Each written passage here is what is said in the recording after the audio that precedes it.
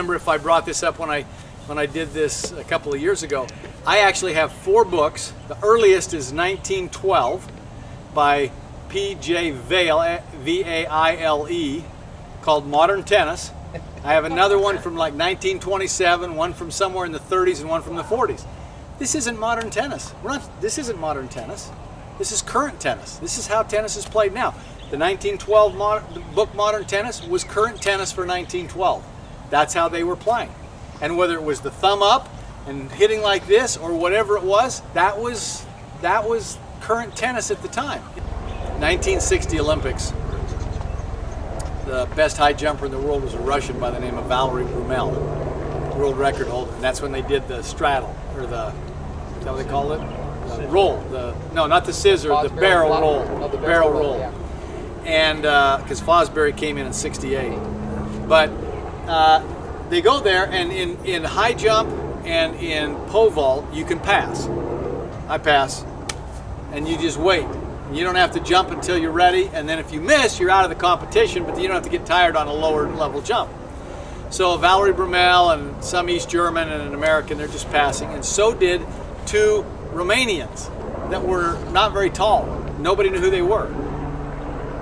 Everybody's like going, I can't believe these guys are passing. They get down to where there's only like 3 competitors left, and all of a sudden, the East German and the Americans start jumping. Brumel still hadn't jumped, and neither did the Romanians. Everybody's just shaking their heads. All of a sudden, one of the Romanians says, he's going to jump. And so when they do the barrel roll, they all start from the side and they run and they put their foot down, they lift this leg up, they go over the top and kick the leg over. He's dead on, straight on in front of it, about 20 yards away, and everybody's like going, what is going on? He runs as fast as he can. He gets about 8 yards from the thing. He does a cartwheel, a backhand spring, and a double backflip over the bar. He clears it by like 2.5 feet and lands in the pit, and everybody's like going, you can't do that. And they go, you can't do that. And the coaches are going, why? The rule just says you have to get over the bar. Why can't we do that? The next guy gets up, runs straight forward, cartwheel, backhand spring, double backflip over the top, clears the bar. Everybody is going, and of course the Russian guy, because Brumel's the world record holder, is going crazy. So they have an emergency meeting of the rules committee, and they decide, can only jump off 1 foot. So they don't compete. Brumel wins the gold, yada yada. 1964, where's the Olympics? Tokyo. Same thing. Bob Segrin was the world record holder. He's the American that had the good pole vault. You got a Japanese guy nobody's heard of. Pass, pass, pass. There's only 3 guys left. If he clears the height, he gets a medal. All right. He finally comes up to jump. He walks out with a 20-foot pole. The world record back then was like 17 feet. He walks out with a 20-foot pole. Segrin's pole's about 15 feet. He gets down, he holds it like this, and he goes, walks down the runway like this, drops it into the box, walks it up like this, gets it like that, climbs the pole, balances and climbs up the pole, falls over the bar. Everybody's going crazy, especially the American coaches, because Segrin's the world record holder and his pole's not big enough to do something like that.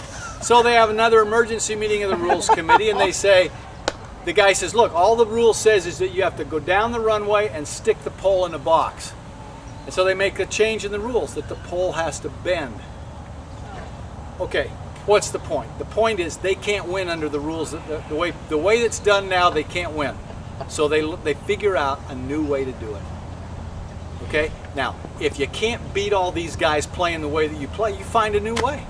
You hit more topspin, you put your feet together and just jump on your serve and just lift it up and crush it. Whatever it is that you think you can do that gives you an advantage, you're not into beauty, and there's no points in tennis for artistry. It doesn't have to look pretty. When Borg came along, everybody's going, oh, that's an ugly stroke. You can't hit him like that. And all of a sudden he started beating everybody, and everybody started to do it. So the game changes because people want to win, and they find a way that takes advantage of the things that they can do well.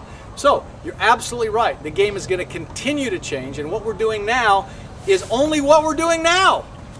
So do you think in our lifetime we'll ever see a two four-handed player that far back, you definitely would have time to change because you're doing all this predicting and intercepting skills, so it'd be easy to switch arms. It's possible, but there's a lot of you know, one side of your brain works the other side of the body. There's a lot of processing that's going on that way in terms of trying to change things. It's possible.